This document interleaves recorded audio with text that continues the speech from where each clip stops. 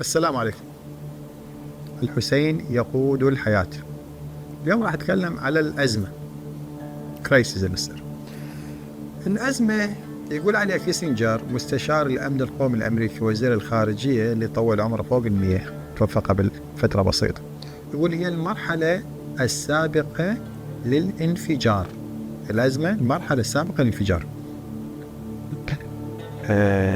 ونجي على الإمام الحسين، هي فعلا الأزمة مالته كانت المرحلة السابقة للانفجار. الأزمة بدت من توفى معاوية، وصل خبر إلى المدينة وراح أرسل في طلب الوليد بن عتبة، وصارت الأزمة بدت. الانفجار وين صار؟ صار في كربلاء. خلينا نشوف شنو مميزات هاي الأزمة. أن هي مرحلة مخاطرة وغموض. مخاطرة طبعا الحسين، بالتالي أي مخاطرة، استشهد هو وأهل بيته وأصحابه وأبنائه. أطبياء غموض، مكان من الصورة غير واضحة للناس، خاصة الناس المحيطة به. لكن للقائد الحقيقي صاحب الأزمة هذا الغموض هو واضح.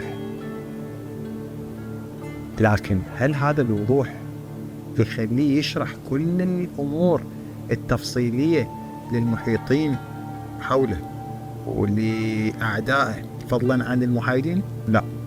ذاك الإمام كان يسمع من الجميع، سمع من عبد الله بن الزبير ومن عبد الله بن عمر ومن ابن عباس، عبد الله بن عباس، ونوبات كان يحيلهم إلى ميتافيزيقية. يقول أنا تعلمت برسول الله صلى الله عليه وآله، ترون وأراه، ما ينطي كل اللي عنده لأن حتى ما تكتشف كل أوراقه. هذا القائد الحقيقي. يعني المخاطرة قلنا صارت فيها الحاج الحسين والغموض، ومنطقة تصير ارتدادات، واحد ما يعرف شو يسوي، يرتبك ارتباك يصير بالأزمات.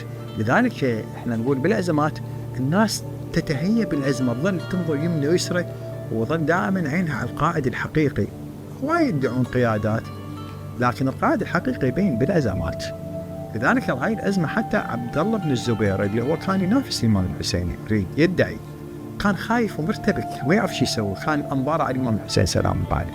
الإمام كان عنده هدف واضح وين يريد يروح، يريد يشعل الثورة في وجه بني أمية الظلمة. خلينا نروح إلى أزمة أخرى ونرجع للحسين.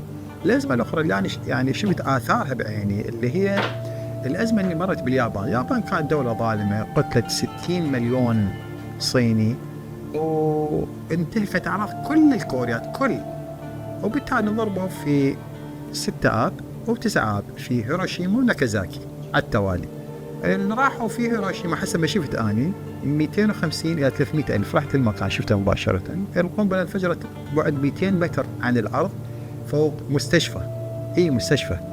الغريب إنه هذا المستشفى كان به 150 إلى 200 جريح أمريكي. الأمريكان ما عندهم مشكلة، يضحون بهم، ضحوا بهم، وظلت عشرات السنين الدينا يتخربطت مال الناس وطلعت مش تشوهات كبيرة. هاي الأزمة غيرت اليابان، حولتهم من بلد اليابانيين كانوا بشعين، كانوا كلش قساة، بحيث الجندي الياباني من كان يتونس يريد يتونس في الفلبين شو يسوي؟ يرفع الطفل هيك ويخلي حربة مال البطيقة مال تحت الطفل ينزل على الحرب. واللي سووا قلنا بالصين وبكوريا. هاي غيرتهم، صار شعب مسالم يريد يبغوا. لكن الأزمة من نرجع لها عند الإمام الحسين سلام الله عليه، احنا استفادينا منها مثل اليابان. أول شيء لازم نتفق أنه الأزمة اللي صارت في الحسين وشهادته الفاجعة العظيمة أكبر بكثير مما حدث في اليابان، لأنه غير مسار أمة اللي هي الأمة الإسلامية 1.5 مليار أكثر. هسه غير مسارهم، وقفوا بوجه ظلم. ما حد كان يتخيل أنه يعني هالجرأة عند الإمام العظيم هذا اللي يوقف 70 واحد، وإذا في أكثر روايات 150 واحد كانوا من أصحابه، وقف وجه أكبر دولة عاتية في ذات الوقت، لأنه أراد المسلمين يستفيدون. لكن بالمحصلة هل المسلمين استفادوا من ثورة الحسين؟ أنا أدعي لا، مو مثل اليابانيين، مع أنه ارتداداتها أكبر بكثير من 1400 سنة، ارتدادات كبيرة. إحنا ما استفادنا من هاي الأزمة. المفروض الأمم الواعية والأمم المعرفية تحول المحنة إلى منحة. هاي المحنة اللي مرينا بيها المفروض نحولها إلى منحة نستفيد من دم الحسين الطاهر سلام الله عليه. شلون يصير إثراء عندنا، معرفتنا بأخلاقنا بأفكارنا، إنه هذا الدم ما يروح هواء من التوراة. يستمر بالتعازي، نستمر بالدمعة الواعية، لكن بكل كنا في المعتقد إحنا دائما ضد الظلم.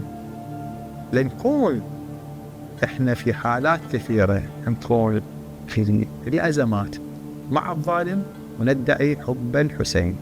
تحياتي.